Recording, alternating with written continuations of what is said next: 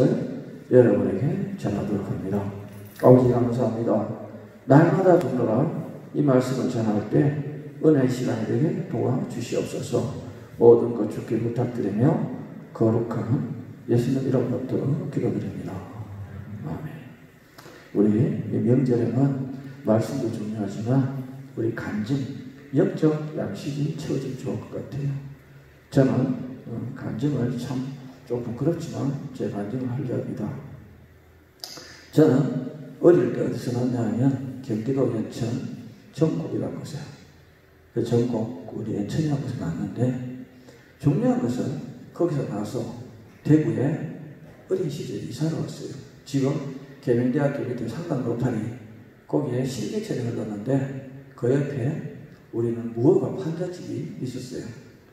거기 살았는데 겨울에 어머니와 아버지가 우리 일하러 가지 않으시고 일거리가 없어서 우리 식구들이 7명이 우리 형제가 7남매예요. 이불 하나에 다 이제 이불 덮어쓰고 사냥생활 하는 거죠. 근데 이제 먹을 것이 없어서 하루가 지나고 이틀이 지나고 3일이 지나니까 여동생이 저보다 지금 4살이 어린데 이 친구가 지금은 이제 구미 상모교회의 권사예요. 오빠, 우리는 이제 굶어 죽는 거야? 오빠, 이제 우리 굶어 죽는 거야? 제가 바로 우리 오빠인데 형들은 옆에 이불 속에서 훌쩍 울고 그래 제가 그때 나이가 10살이에요. 이래서는 안 되겠다. 엄마 아버지는 작은 방에서 우는 소리가 들리고 제가 깡통을 들고 면허 로타리에서 경산중학교 그 옆에 가면 옛날에는 부천이었어요. 나무 대문이 있는데 사다입에 고리가 달린 집에 가서 이렇게 똑똑 두드렸어요. 누구세요? 밥 좀 주세요. 누구세요? 밥 좀 주세요. 조금 있으니까 문이 열렸어요. 설거지한 구정물을 12월 초에 제 얼굴에 아침부터 거지 새끼가 재수없게 왔다고. 여러분, 제 얼굴에서 안 그래도 동남천 나갔는데 구정물을 덮어 씌우는 거예요. 꾸정물을 덮어 쓰고 다음 집에 또 이제 갔어요. 똑똑 두드리니까 누구요? 밥 좀 주세요. 제 꼬라지가 경상사도 꼬라지가 어떻습니까? 꾸정물 덮어 쓰고 얼굴이 전부 겨울이 얼었어. 그런 상황에 그분이 야야 아침에 밥을 안 했는데 식은 것밖에 없다. 그것도 고맙지요. 거지는 여러분 주권이 없어요. 저런 대로 받아야 돼. 그래서 옛날에는 돌발이 종이라고 종이 쌌습니다. 싸고 이제 또 다음 집에 또 문을 두드렸어요. 그때 제가 볼 때는 예수님의 집 같아요. 아침에 가면 그 한식 부어주면서 야야 나는 지금 밥 다시 오면 되니까 이걸 갖고 먹으라고. 근데 네가 지금 이렇지만 너는 잘 살 수 있어. 잘 될 수 있어. 저 어깨를 두드려 주시는 거예요. 그 밥을 이제 또 깡통에 담았어요. 또 떡가루 좀 싸고 이제 옆에 집에 또 갔어요. 가니까 쌀 반대 머리살 한 대를 주면서 저한테 그럴 거예요. 네가 이렇지만 나쁜 짓 안 하고 살면 너는 반드시 잘 살 수 있을 거야. 그분의 말이 저는 그랬어요. 그래 나도 이런 짓 살 수 있을 거야. 나도 이제 잘 살 거야. 마음속에 다짐을 하고 이제 쌀하고 밥을 갖고 집에 들어갔어요.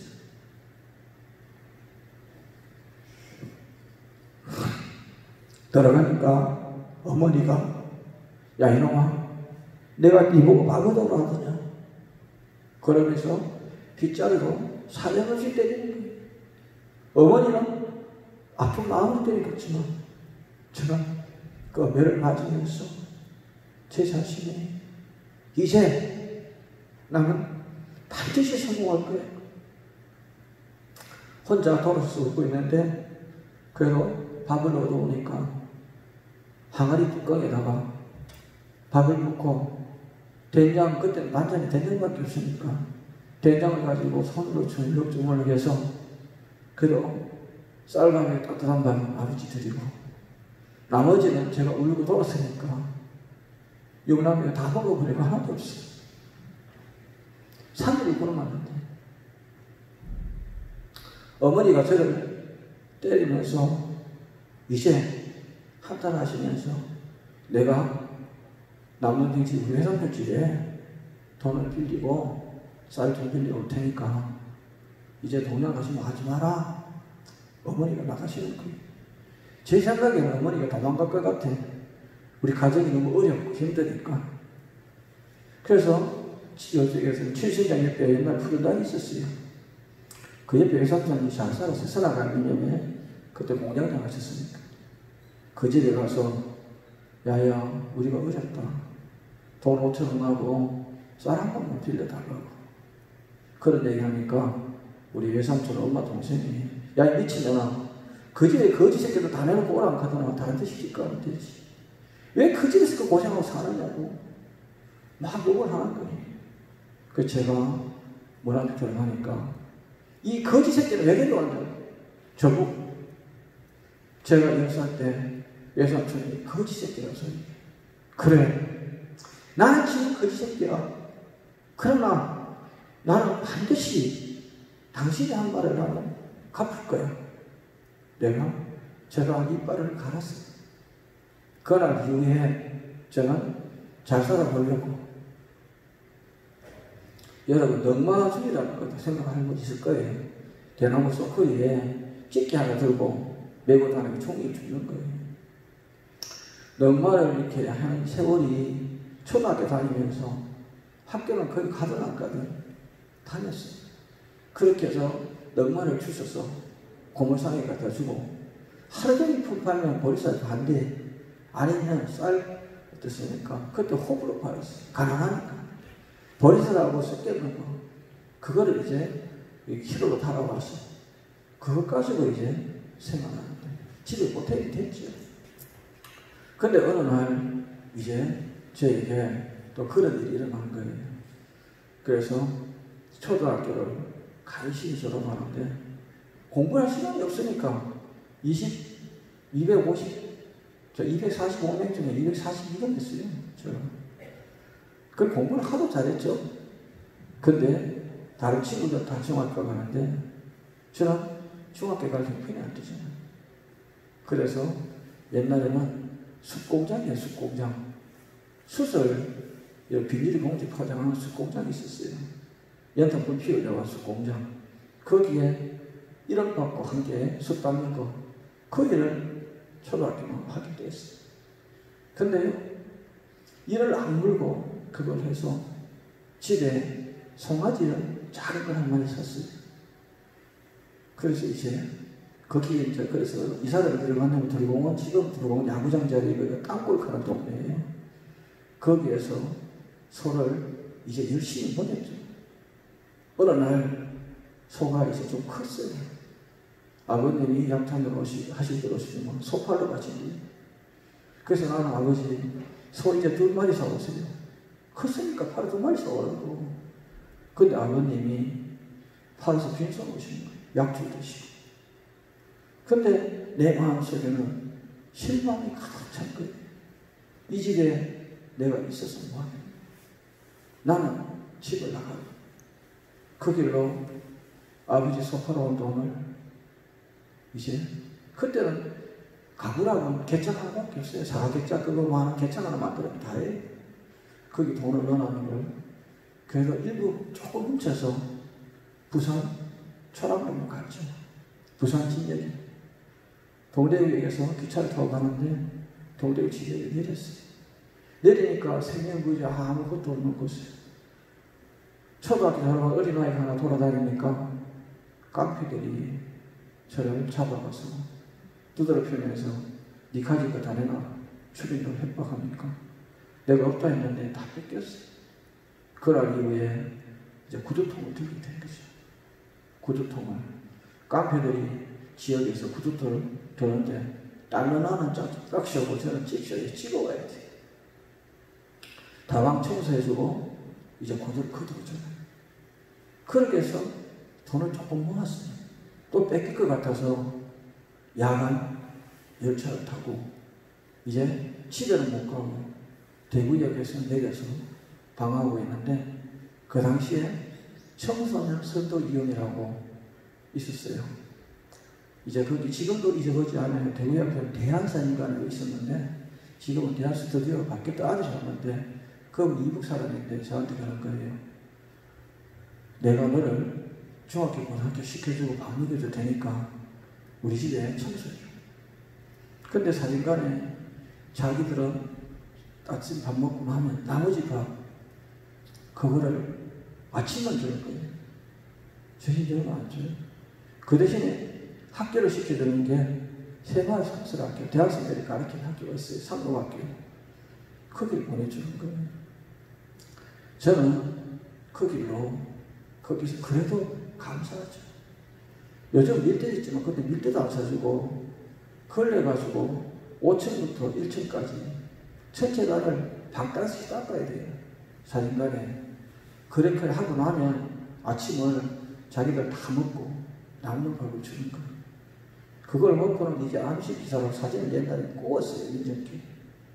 그렇게 하고 나면 이제 저녁 시간이 되면 학교를 5시에 가서 10시에 마치고 오는데 공부할 시간이 없죠. 그러다 보니까 12시, 1시까지 공부를 했어요. 1년 만에 검정고시 중학교, 고등학교를 마쳤어요. 그때가 17살이에요. 연합대학교에 그 당시에는 17살 못 들어가요. 18살 돼야 들어가요. 1년 동안에 이제 또 사회반 일을 하면서 그래서 18에 이제 제가 연합대학교 야간을 들었죠. 야간을 다녔는데 등록금이 보통 비싼 게 아니에요. 대학교에 한 기본 등록금이 근로자 보통 60일, 50, 60일 돈 돼야 되겠어요. 연합대학교에. 그래서 겨울에는 우물 파는 일. 요즘은 법급하지만 옛날에는 사람이 불을 놔가지고 사고로 파고 우물을 팠어요. 거기에 뚜레박질 하는데 장갑 요즘 장갑 없어요. 맨손으로 흙을 퍼올리면 손에서 살점이 떨어져나가요. 줄에 손이 시려를 못해서. 그래도 대학교 다니겠다는 욕심으로 일을 안 그렇죠. 그래서 겨울에는 우물 파는 일. 여름에는 지금 레미콘차가 있지만 옛날에는 레미콘차 없었어요. 막자갈 치고 세멘트 치고 모래 치고 물 치고 달랐어요. 그때 당시 아르방이라고 철판 구멍 났는데 중간에 각구멍 하나씩 되고 그거 파고 올라가는 계란시죠. 하루에 등집은 4리터 치면 접하는 거죠. 근데 그 전에 2장 가져오라고 새벽 3시부터 밤 11시까지 그거를 해야 돼. 어떨 때는 600쯤, 700쯤 치면 어깨가 내한테 허리가 말이야. 그래도 제가 어릴 때 밥 얻어먹는 서로 외삼촌이 거지 새끼라 하는 그 말 한마디. 저는 지금도 외삼촌이 안 갑니다. 물론 목사가 돼가지고 원수를 사랑하려면 가야 되겠지만 저는 마음속에 한이 있어요. 그래서 연합대학교를 간신히 했어요. 간신히. 그러고 나서 제가 군에 지원해서 제가 중사 출신이에요. 그러면서 수원에 아주 대학원을 다녔어요.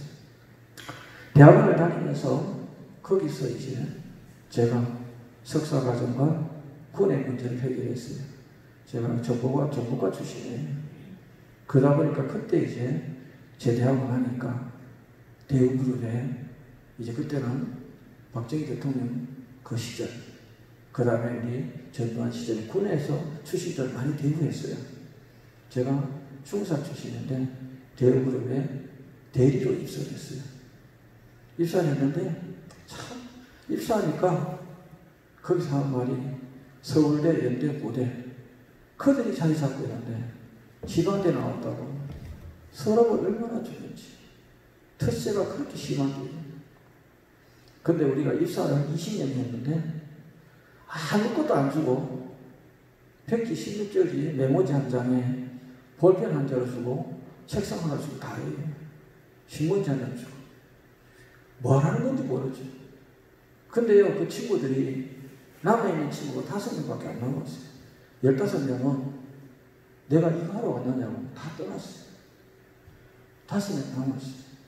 근데 그거 끝나고 나니까 엘리베이터에서 엘리베이터 그걸 무조건 앉아 어서 오십시오. 몇 층 가십니까? 이거를 3개월 시켜요. 그래도 참 견디는 해야 되죠. 견디는 했는데요. 이제는 그렇습니다. 요요 카세트, 대우 요요 카세트 있었어요. 아시는 분 많아요. 그거를 20개 주면서 팔아오라니까. 서울역 앞에 대우 빌딩 앞에서 20개를 치고 대우 빌딩 앞에서 거기 돈 카세트만큼 사람 돈을 갖고 사면 몇 명 되겠어요? 새벽부터 밤 12시, 1시, 2시까지 그걸 팔았어요. 돈 좀 있는 집안 아이들은 좀 싸게 해서 전파사에 갖다 주고 팔았 저는 끝까지 팔았어요. 새벽 3시 돼서 이제 다 팔고 들어가니까 본부장님이 거기서 보고 계신 거예요. 그래서 제가 발령난 것이 기획조정실에 발령이 났어요. 대구의 기획조정실은 여러분 모든 회사 운영을 기획조정실이 큰 데예요. 거기 들어갔는데 한날 출근하니까 제 발 밑에 돈이 그때 당시 100만 원 큰 돈입니다. 발 밑에 있는 거예요. 그 갈등은 여러분 말 못한 거예요. 이거를 못 고쳐가 저분이 넣을까? 아니면 이거를 내가 이제 발 밑에 있다고 얘기할까? 갈등을 하는데 2시간 갈등했어요. 근데 내 것이 아닌 것을 제가 부장님한테 부장님 제 발 밑에 100만 원 있었습니다. 안다. 내가 거기 남았다. 그러고서 그날 이후에 돈 금고 키를 저한테 맡깁니다. 여러분 그러고 나서 금고를 이제 아침마다 돈을 시커멓게 해. 금고 열고 돈이 잘 있는가? 돈님 안녕하십니까? 인사해. 금고 열고. 그래서 계산하고 딱 맞으면 얼마 잠궈자기에서 이제 부장 보고하고. 왜 그 당시에는 작은 우리 대우그룹에 64개 업체인데 월급이 5일, 10일, 15일, 20일, 25일, 30일 6번이지 한 달에. 그때마다 인사하면서 돈을 실어줬어요. 요즘은 은행에 애원되지는 않고 그랬어요. 그때 당시에는 돈을 천만과 세번 시켰는데 그러다 보니까 돈님 안녕하십니까 인사 제공 주시죠. 거기에서 제가 3년 있으면서 이제 과장을 달았어요. 과장을 달고 간 곳이 거제도 대우조선소 거기에 제가 이제 일하고 가게 됐어요. 근데 그 사이에 제가 어려운 집에 살다 보니까 서울에 신흥동 촌에 쪽방촌이죠. 쪽방촌 거기 살았는데 반찬이 없죠. 간장 하나 이제 항아리가 있었어요. 근데 방 하나에 여러분 부엌 조그마한 거기 문하고 같이 있는 거예요.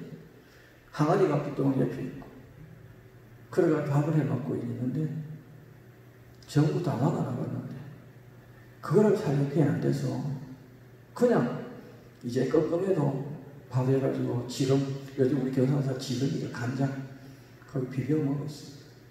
근데 어느 날 시간이 되니까 이제 전부 다 마셔서 갈았어요. 갈아서 항아리를 보니까 쥐가 빠져 죽었는데 얼마나 빠져 죽어 오래 있는지 뼈만 남았어요. 다 간장에 다 녹아버려요.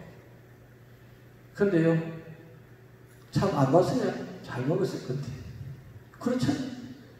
어머니 간장이 지갑 빠질 것 같은 어머니 오시더만은 얼금이 그 걸려내고는 괜찮다. 약이다. 가시. 하루 이틀은 그 생각이 못 먹어요. 목구멍이 터졌으면 먹어야지. 제가 그래서 건강하답니다. 여러분, 제가 왜 이런 감정을 하냐면 그때 당시에는 저 인생에 돈이면 다 된다를 붙여졌어요. 책상이고 뭔데 돈이면 다 된다. 대구 영남대학교 나와서요. 대우그룹의 기획조정실에 여러분 3년의 대의 과장 장사는 별로 없어요. 과장들에서.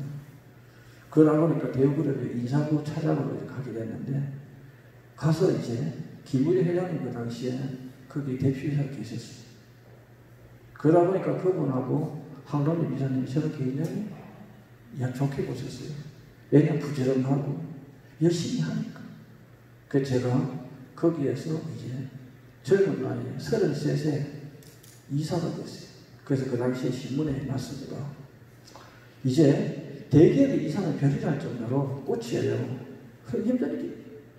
이사님도 대단하잖아요. 이사를 했다가 이제 33세 이사 됐어요. 37에 상무로 진급을 했어요. 여러분 대단하죠. 근데 37에 상무이사 월급이 연봉이 11억이에요. 11억. 여기 계신 분은 놀라지 않는데요. 11억 더 많이 받겠죠.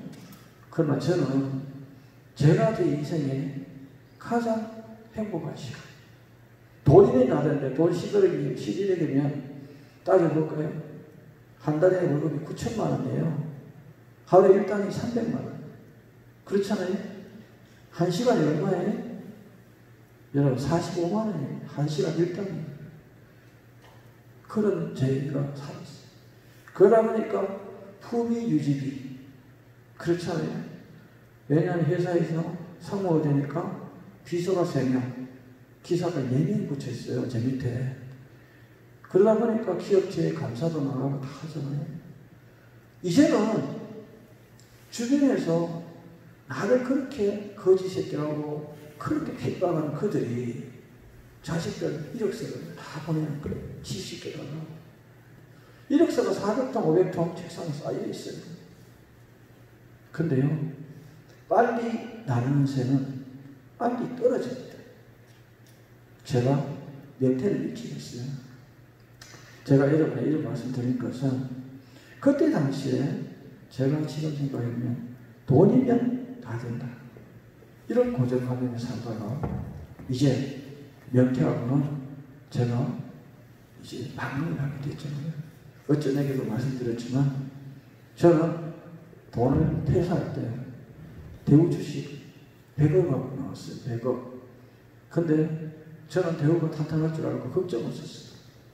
100억이면 주식 여러분 주식은 오르락 내리락 하지만 최소한도 7, 80은 되거든요. 자신 있잖아요. 근데 어느 날 대우가 붕괴됐어요. 이제 10분의 1로 떨어졌어요. 10억 정도. 근데 그게 결국 나중에 총리로 가버렸어요. 세상 사람들이 싫었어요. 이런 세상 살면 많아. 차라리 죽자. 어제내 간증을 했지만 자살을 8번 결심을 했는데 한 번도 성공을 못했어요. 성공해서 여러분 저를 만나지 않겠죠. 근데요, 사람을 죽는 게 쉬운 게 아니에요. 갖가지 방법을 다 동원해도 죽기가 어렵다. 그래서 죽느니 차라리 살자. 그런 마음으로 이제 제가 이제 모든 걸 가정도 풍지박산이 났고 이제는 다 버려요. 근데 아이가 둘이 있어요. 우리 아들이 둘이 있는데 이놈들이 아파트 조그마한 데 살았는데 그런 거예요. 수도세, 전기세, 가스비 안 됐다고 다 잘렸어. 그래서 지금도 금호건설에 정말 친구가 있어요. 친구야, 내가 지금 형편이 그렇다. 내가 그래서 건축기술사고 감사니까 네 밑에 일종하자. 어느 날 친구가 만나자는 거예요. 저는 일 시켜줄 줄 알고 고맙다고 갔는데 돈을 20만 원 주면서 친구야, 미안하다. 좀 어렵다. 그래서 술을 한 잔 사주는데 술을 입에 넣다가 뱉으려 해서 알았다.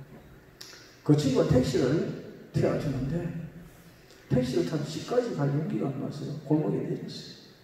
그런데 다른 집은 다 그렇게 했는데 우리 집만 희미한 불이 보였는데 근데 희미한 촛불 하나 켜놓고 큰아이가 그때 당시에 10살인데 라면을 하나 싸면서 동생하고 촛불 밑에 먹는데 일회용 가스레인지에다가 경실에 물 한 방울 들어다가 끓여가 둘이 먹고 있는데 우리 집이 가자품집 박사 나니까 원래 머리가 있을 때 행복한데 없으면 떠나는 사람이 있어요.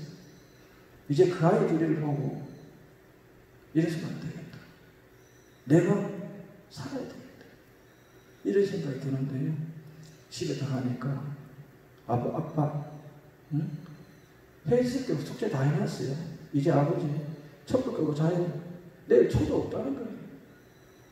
아이를 데리고 목욕탕에 시범시키면서 이제 걱정하지 마라. 아빠가 너를 굶겨주지 않는다. 그래서 아이들을 이제 용기를 주고 돈 20만 원 좀 가지고 일단 필요한 것은 쌀하고 김치만 있으면 될 것 같아. 준비해 주고는요. 제가 어머니한테 우리 어머니한테 아이들 부탁한다고 제가 전에 이제 들어간 거예요. 세상이 싫었어. 근데 나는 참 3년 동안이나 세월 동안 자식을 버린 비정한 아버지였어요. 지금 아이들한테 굉장히 미안한 부분이에요. 근데 그 아이들을 어느 날 제가 돌아보니까 아이들이 단단하게 큰 모습이 저는 지금 이제 그런 거예요. 제가 절에 죽은 3년하고 어제 말씀드렸지만 이제 예수를 믿게 되고 제가 왜 직장에 일지테크라는 진료모델 일지테크라는 자본주의 부분만 해서 왜 갔느냐. 근로자가 일해서 자식하고 살려고. 근데 만난 사람이 지금 사모예요. 사모가 지금 예수를 저는 바라기드리는데 어제도 얘기해 봤지만 여러분은 예수 믿기 참 좋았죠. 저는 참 이상한 것도 세 군데 갔다가 그 다음에 철교를 3번 당하고 예수를 믿었습니다. 이런 과정 속에 저는 여러분 말씀드립니다. 시련이 크면 축복도 크다. 시련이 크면 축복도 큽니다. 고난이 있으니까 고난이 크면 반드시 주님은 여러분 축복하십니다. 저는 고난과 고통 속에서도 항상 저는 제 신념을 버리지 않았어요. 할 수 있다. 하면 된다. 해보자. 저는 이 3가지 꼭 했어요. 그래서 대우그룹의 사람도 지금까지 했으면 명태 하나가 나왔으면 제가 뭐 부사장이나 사장이 했겠죠. 대우건설에, 대우조선소에, 대우전자에. 그러나 저는 일찍 명태하고 지금 생각하면 주님께서 이 길을 인도하시려고 모든 것을 다 걷어가실 것 같아요. 저는 이제 감사가 저에게서 넘칩니다. 지금 대우그룹에 11월 연봉 받을 때 그때 호사버린 것보다 지금 여러분 어렵고 힘들지만 지금이 더 행복해요. 영적 부자가 육적 부자보다 행복하다는 거 저는 깨달았습니다. 여러분 돈이면 다 된다는 생각에서 이제는 주님이면 다 된다. 아멘입니까? 저는 날마다 주님 힘을 내가 사는 거죠. 어릴 때부터. 여러분 지금도 그렇습니다. 여러분 하루하루가 최선을 다해서 사는 거죠. 오늘이 행복하지 않으면 내일은 행복이 없는 거예요. 오늘 여러분 행복해야 됩니다. 오늘 여러분 아무리 불행하더라도 여러분 행복으로 바꾸셔야 돼요. 저는 불행할 때마다 그렇습니다. 누가 나를 핍박하고 고난 주고 고통 줄수록 저는 더 내가 이러면 안 되지. 나는 행복을 찾아야지. 그런 마음속에 행복을 찾는 그런 모습으로 살아갑니다. 여러분 오늘 설교 내용이 날마다 중요합니다. 태풍이 아무리 휘몰아치고 고난이 아무리 와도 주님은 여러분 버리시지 않으셔요. 세상 모든 사람 다 떠나도 그분은 나를 지키고 계시더라고요. 제가 우리 아내를 만나서 3년간을 신방을 다니면서 가정에 쌀한풀 없어. 어쩌다 가정했지만 라면 2봉지 사서 라면 반을 쪼개서 그것을 여러분 삶아서 남자라고 건더기 주고 자기가 국물 먹을 때 그 눈물에 여러분 라면을 먹자면 몰라요. 끓을 때 아내에게 건더기를 주고 국물을 먹는데 아내도 목구멍이 안 넘어가니까 그거를 이튿날 다시 물을 부어서 삶아서 둘이 먹으면서 무슨 말을 할까요? 여보, 주님이 이 고난만 지나면 부어주실 거야. 둘이 마주보고 눈물 흘리며 그걸 마셨어요. 그날 이후에 주님은 지금까지 고깔이 피는 날이었어요. 제가 없지만 저희 누가 무엇을 갖다 놔도 냉장고 가득가득 차요. 저는 다 나눕니다. 퍼냅니다. 퍼내도 채워지는 게 주님이 주신 고깔입니다. 여러분, 저는 그렇게 생각합니다. 여러분 가진 마지막 자존심, 마지막 매개요, 마지막 생각, 마지막 뜻 버리세요.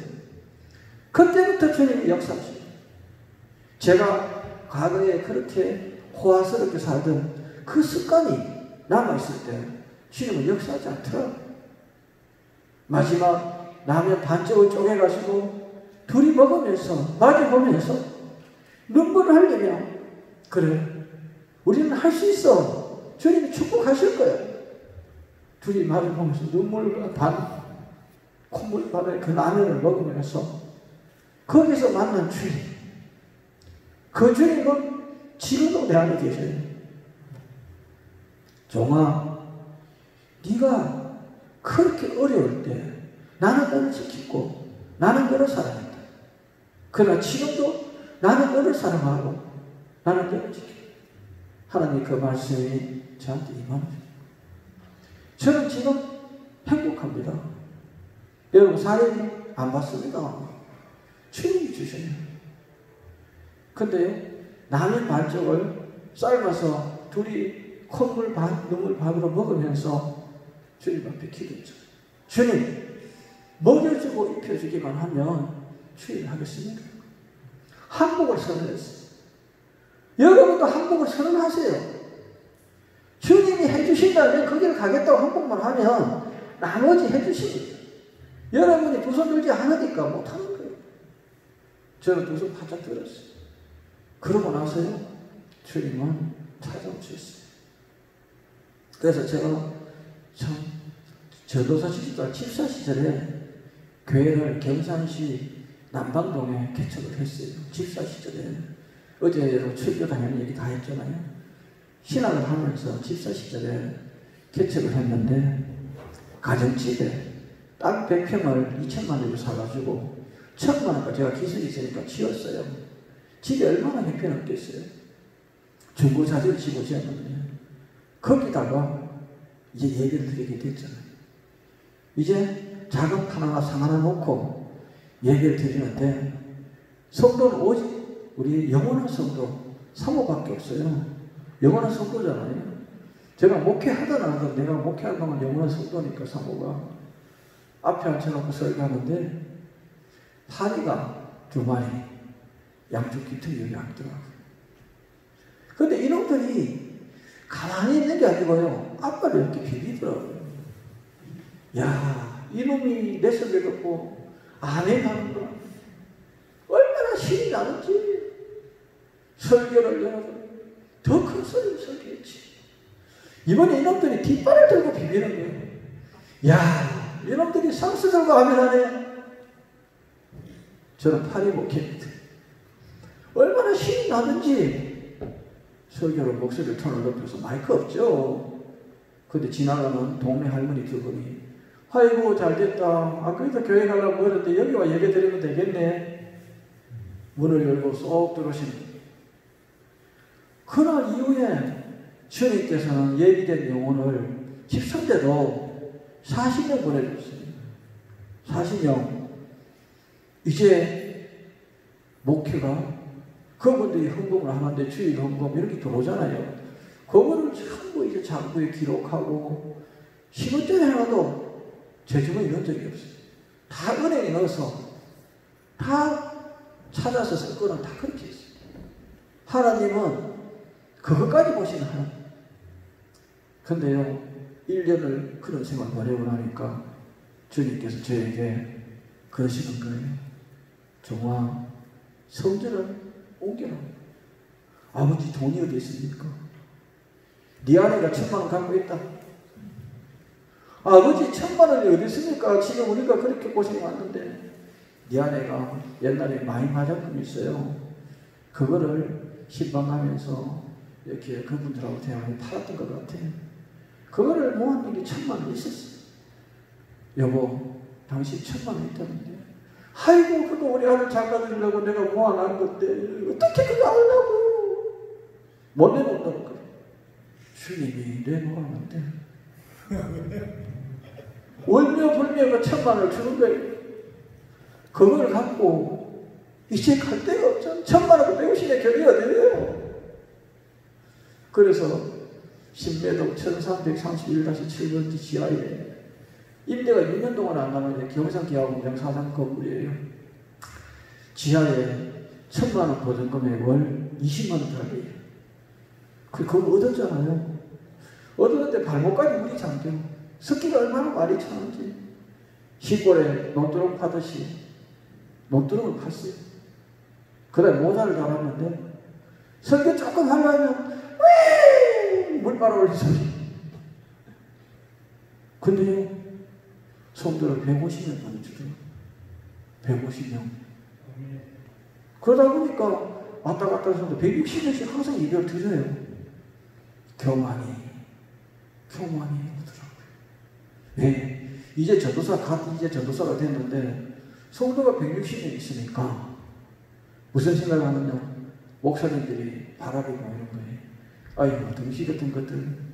개척에 나는 이제 2년차, 3년차인데 성도가 160명 되는데 저건 뭐 하는 것들이야. 목사님들이 바람이 보이고 교만이 왔는데 하늘 찌개 교만. 어느 날 성도님 중에 장로님이 한 분이 말씀하십니다. 대한민국 교육자 중에 뭐 당신이 설교 제일 못하는 거 아냐고. 장로님이. 그래서 제가 그랬죠. 저는 장로님 기준 설교하는 게 아니고 초신자 기준 설교한다고. 대학생은 왜 기적이 가르치냐고. 어린아이가 기적이 가르치면 된다고. 나는 초신자 기준으로 설교한다고. 장로님이 그 주에 그렇게 가셨어요. 그 다음 주 오던 날은 또 그러시는 거예요. 장로님, 저하고 길이 다르다면 장로님 길 찾아가세요. 성도를 다 데리고 다른 교회 가버렸어요. 미리 작업을 다 해놓은 거예요. 이제 성전에 30년 남았어요. 텅빈 성전. 조금 있으니까 청년부 부장이 청년부 17명 데리고 다른 교회 가버렸어요. 13명밖에 안 남았잖아요. 이제는 주님 용서하소서. 주님 용서하소서. 이 교만한 종을 용서하소서. 땅을 치고 통곡하며 기도해도 한 번 떠난 사람. 여러분, 몸이 떠난 사람은 돌아오지만 마음이 떠난 사람은 돌아오지 않아요. 제 말 이해됩니까? 몸이 떠난 사람은 언제든지 올 수 있어요. 그러나 마음이 떠난 사람은 안 와요. 안 오잖아요. 그런 와중에 주님께서 정말 성전 옮겨. 성도가 있는데 성전 옮기를 합니까? 네가 하나 내가 한다. 감동 주십니다. 그래서 고민하다가요. 겨철호가 바람에 날렸다네요. 주스니까 효곡동에 90배짜리 세계적으로 쓰라는 광고가 나오는데 서울시락교, 서울연대 건물이요. 거기 들어갔잖아요. 거기 들어가서 이제 주님 앞에 주님 살려주세요. 주님 살려주세요.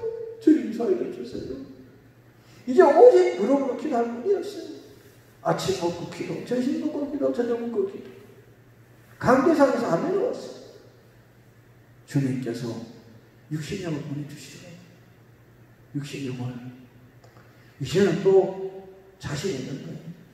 거기다가 이제 다른 사람 하나 두 남기 시스템이라든지 이런 거 하고 해가 막 이제 좀 벌리려고 했는데 주님이 저한테 정말 네가 기도 제목 응답이 있다. 교육을 허락한다.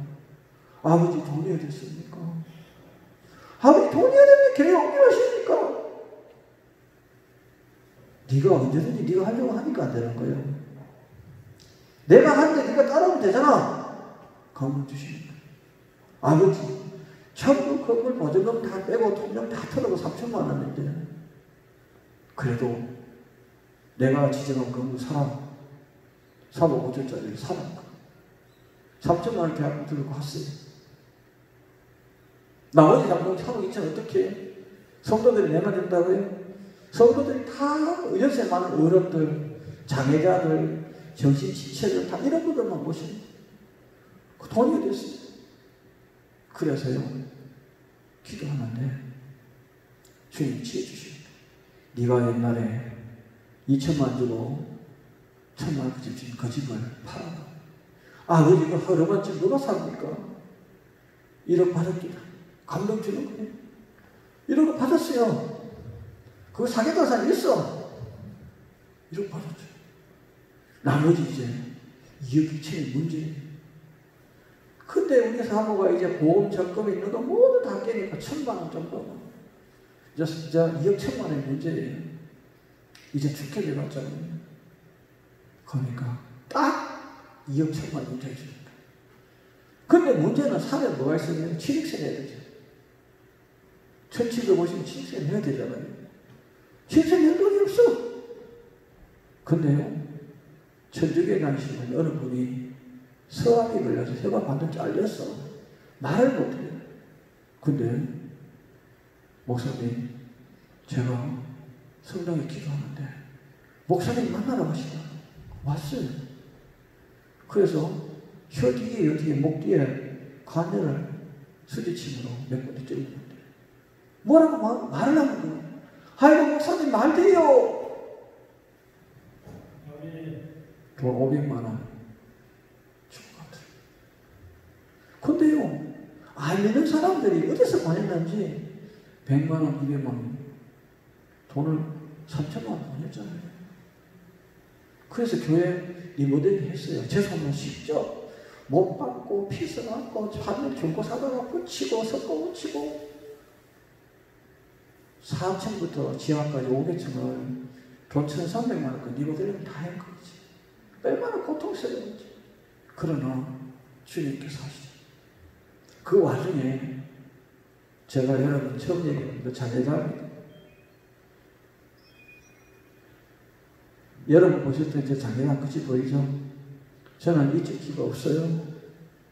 이쪽 눈이 안 보입니다. 오직 이것만 있어요. 주님이 세상 얘기 듣지 마라. 이러실 것 같아요. 저는 감사해요. 신문인간 되어서 8일 만에 깨닫는데 왜? 그 건물 사고 스트레스 돈 없는데 건물을 또 어떻게 하다가 스트레스에 여러 가지 겹쳐서 제가 내 수술을 받게 됐죠. 이쪽 눈이 지금 안 보여요. 귀가 지금 없습니다. 근데 여러분 다 가진 자보다 내 가진 것에 행복한 자가 진정한 행복한 자예요. 저는 귀 하나 이게 지금 들리는 건 감사한데 보청기 한 끼는 안 들리지만 이 보청기 하나에 여러분 소리 들으실 때 얼마나 감사한지. 이 보청기 끼기 전에 병원에 있는데 저 사람들 얘기하면 듣고 싶어요. 왜? 내가 간절할 때 귀에다가 주사기를 무슨 액을 몇 번 넣더만 보청기 하는 거죠. 보청기에서 지금 여러분 소리 듣는 겁니다. 제가 여러분에게 이런 감정을 왜 하느냐. 여러분 많이 가진 자가 행복한 것이 아니고요. 내 가진 것에 행복한 자가 진정한 행복한 거예요. 아멘입니까? 제가 8일 만에 신부님만 깨놨는데 이틀만 안 깨놨으면 제가 동산병원에 모든 시신 다 기증했어요. 제 몸을 다 이렇게 해서 여러 사람 살리고 저 떠날 건데 주님이 살려주셨어요. 8일 만에. 그러고 나서 이제 제가 이 길을 가게 되는데요. 여러분, 듣지 못할 때 아름다운 물소리, 새소리, 기계소리 뭐든지 다 아름답게 들려요. 보지 못할 때, 눈이 퉁퉁 들어가 안 보일 때 무언가가 보이지 않을 때 얼마나 답답한지. 보이니까 모든 자연이 다 아름다워. 우리 못생긴 우리의 사무도 아름다워 보여. 그렇잖아요. 누구나 다 아름답고 누구나 다 이쁘고 누구나 다 사랑스러워. 이럴 때 저는 주님께서 저를 사랑하시니 육의 눈을 잃어버리고 영의 눈을 뜨게 하셨고, 육의 귀를 잃어버리고 영의 눈을 뜨게 하신 아버지, 마음의 눈과 귀가 열렸습니다. 왜? 사랑이 있으니까. 모든 것을 사랑하는 눈으로 보고 사랑하는 눈으로 여러분 귀로 들으니까 다 사랑이에요. 다시 한번 여러분 간증하는 것은 그렇습니다. 여러분 볼 수 있으니 감사하세요.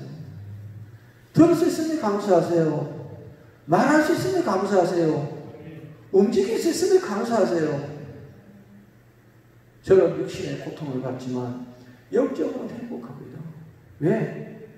제가 우리 사모가 뭐 잔소리 바라바락 하면 빼버려요.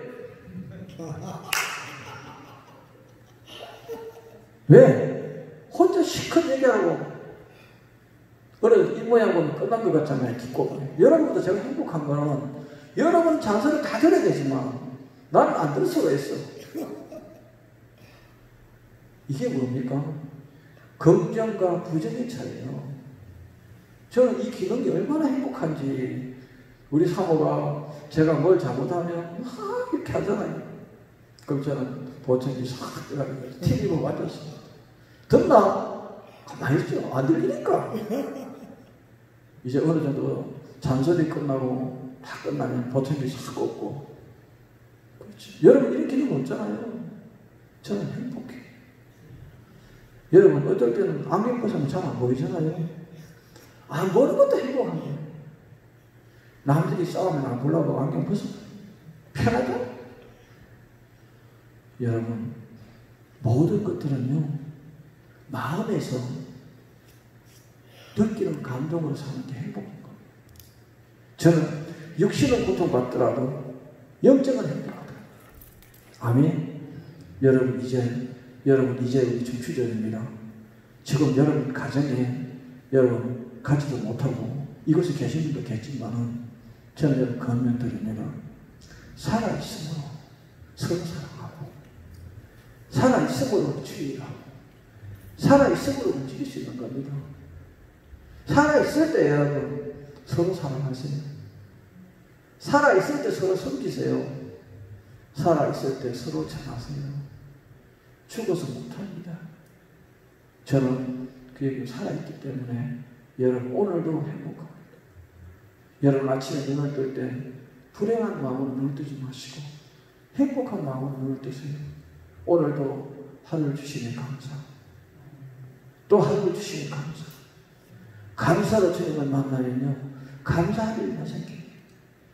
그래서 제가 여러분에게 간증은 왜 말씀 전할 간증을 하느냐, 이 말씀 안에서 저는 여러분 느낄 겁니다.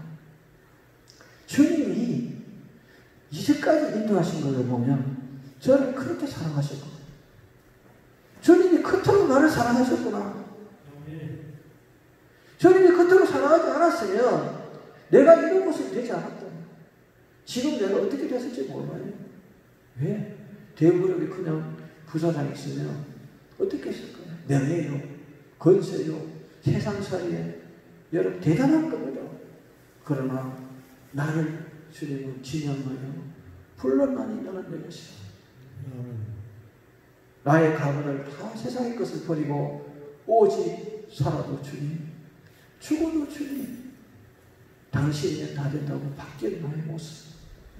돈이면 다 된다가 아니고 주님이면 다 됩니다. 바뀐 나의 모습에 오늘도 여러분에게 저는 간증으로 부탁드립니다. 여러분 살아있을 때 한 걸음씩 한 걸음씩이라도 주를 향해서 나가는 여러분 되기 원합니다. 지금 힘드십니까? 지치십니까? 그러나 세상 사람 다 떠나도 내 안에 주님이 계십니다. 사방이 다 막혀있어도 하늘이 열려 있습니다. 저는 여러분에게 말씀드리고 싶은 것은 여러분 아무리 힘들더라도 주를 버리면 안 됩니다. 여러분 화가 나고 분노가 나고 내가 몸부림치더라도 주님을 생각하세요. 내가 지금 이 화를 내야 되는지 주님이었다면 어떻게 했을까? 주님이었다면 생각한다면 여러분은 행동 자체가 달라질 겁니다. 저도 과거에 주먹이 문제였는데 지금은 그렇지 않습니다. 내가 주님이었다면 이렇게 할 것인가? 내가 주님이었다면 이렇게 살 것인가? 저는 주님이었다면 생각합니다. 여러분 다시 한번 생각해 보십시오. 여러분이 주님이었다면 어떤 모습을 할 것인가? 저는 날마다 죽어라. 날마다 최선의 죽음입니다. 오늘 내가 이 시간 이후에 죽을지 살지 모르는데 주님 앞에 섰을 때 부끄럽지 않게 살자. 주님 앞에 섰을 때 여러분 오늘 건면드리고 싶습니다. 여러분은 주님 앞에 마지막 내가 섰을 때 모습으로 내가 주님이었다면 어떤 모습으로 살 건가를 한 번 더 생각해 보시고 날마다 여러분 죽음의 길에서 생각해 보시기 바랍니다. 날마다 죽어요. 날마다 죽어요. 내가 죽으면 영이 삽니다. 내가 살면 영이 죽습니다. 여러분 영이란 말은요 결국은 나의 육신의 여러분 축복. 여러분의 건면드리고 싶은 말씀은요 그렇습니다. 여러분 얼굴을 꼬집으면 무엇이 아플까요? 육이 아프다고요? 진짜 그럴까요? 죽은 시체 얼굴 한번 꼬집어 볼까요? 일어나서 기대기 때리면 아프다 할까요? 아니잖아요. 여러분 영과 혼과 육이 합쳐질 때 고통을 느끼고 상처를 느낍니다. 그렇기 때문에 저는 말씀드립니다. 여러분 우리는 한 번의 죽음을 맞이하지만 믿지 않는 자들은 두 번의 죽음을 맞이하죠. 왜 그럴까요? 여러분 첫 번째 죽음은 영과 육의 분리입니다. 지금 우리는 믿든지 안 믿든지 영과 육이 분리되죠. 그 다음 두 번째 죽음은 주님과의 여러분 이별입니다. 우리 천국 가느냐 지옥 가느냐 주님과 상관없다면 지옥입니다. 주님이 원하는 천국에 여러분 동행하시기를 주님으로 축원드립니다. 그래서 여러분은 이제 한 번의 죽음. 왜? 지금 한 번 헤어지는 것도 아프잖아요. 나의 부모가 육신이 헤어진 것도 아픈데 나의 부모를 영원히 천국에서 못 만난다면 얼마나 아플까요? 여러분 이 시간 저를 건면드립니다. 내 형제 자매 진정 사랑한다면 여러분 죽으면 죽으리라. 감으로 복음 전하셔서 같이 동행의 축복이 임하기를 주님으로 축원드립니다. 오늘 말씀 기억하시고 이제 여러분 어제도 제가 말씀드렸습니다. 우리 아버님을 전도하게 하여 죽으면 죽으리라. 한 끼, 두 끼, 15끼에서 16끼로 넘어갈 때 아버님이 앞장서서 예배당에 가더라. 왜? 아침에 음식을 차려주고 밥상머리에 앉아서 아버지 식사 다 하려고 기다립니다. 처음에 몇 개는 그냥 드시지만 아버지라면 자식의 그 모습을 보지 않는다. 순종하시다. 그래서 자식을 위해서 아버지를 위해서 형제 자매를 위해서 여러분 죽을 각오로 복음 전해서 절대 여러분 천국에서 여러분 같이 가서 만나시기 원합니다. 아멘입니까? 기도합니다. 아버지 부족하고 연약하고 미련한 종이 아버지 말씀을 전했습니다.